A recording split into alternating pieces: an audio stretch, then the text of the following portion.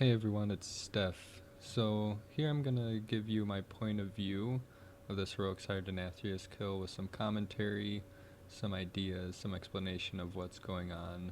So let's go through and I'll point things out and make some comments about how this group takes down Sire Denathrius and how that can be related to any other composition or group that's going.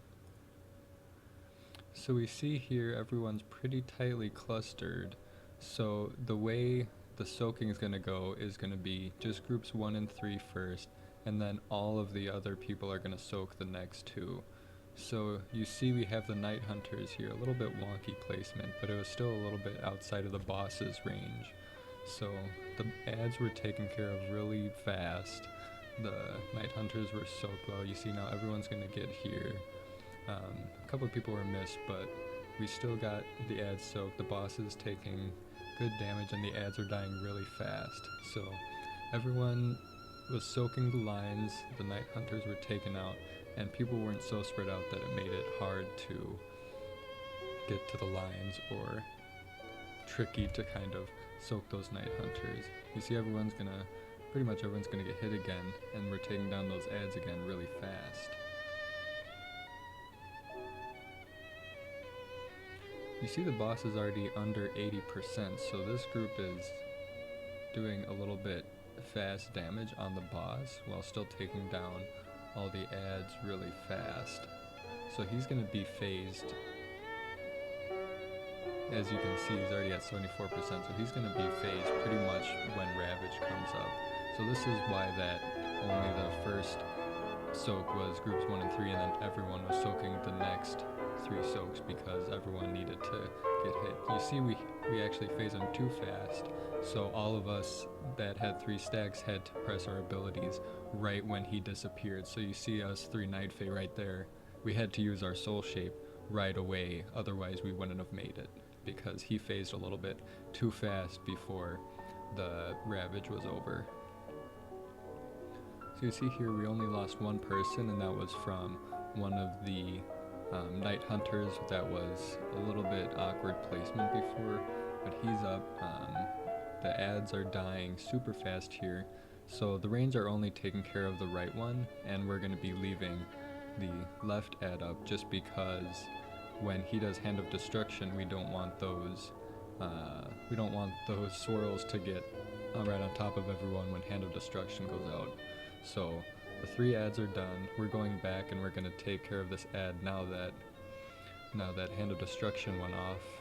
Impales to the left every time.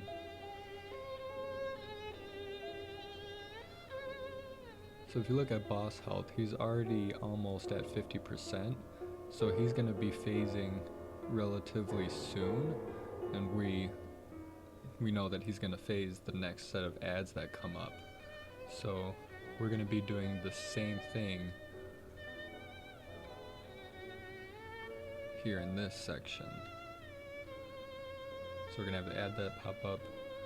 You can see people are using their AoEs to get those ads down really fast because we actually want to phase the boss right before during this section, because we don't want him to go and to the new section, and we don't want more ads to pop up.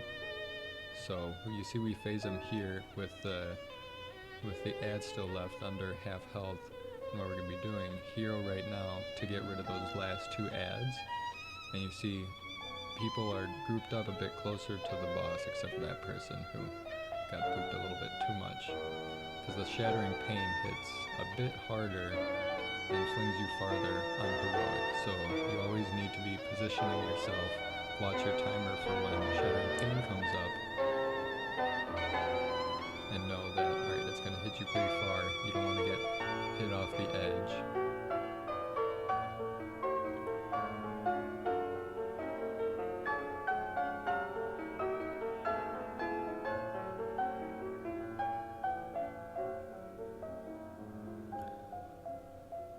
So when these orbs come up, you can see them trying to manage them a bit out of the way, and then it's always kind of tricky getting that second set of finesse up after the first set, because you don't want them on top of the other ones because those need to be soaked right away. So you can see we did really good with that first section and this section, soaking those orbs, the Fatal Finesse mechanics. When we're in this section, it gets a little bit more clustered. There was some awkward placement coming up with the next Fatal Finesse.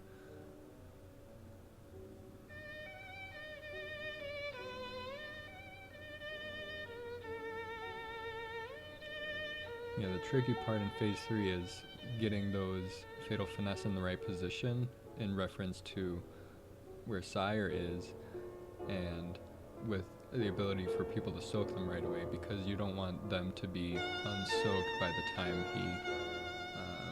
time the next ones go out, or when he does his ability that will do a lot of raid damage if they're not soaked. So you can see here that was a little bit bad placement, just because they were put into the corner when Sire was going to be going over there, so it wasn't the best placement, and so we lost some people during that one. So that was a mistake, just based on the placement and an inability to get it soaked right away because of its board placement. But as you can see, the damage, the group damage on Sire is quick enough that he's down in that third section of Ravage before he gets off some more of those Fatal Finesse. So overall it was a decent run. So thanks for watching. If you have any other questions or wondering about more in-depth things about the fight, just let me know. I'll end with a nice little bug about a floating warrior. Thanks everyone, bye.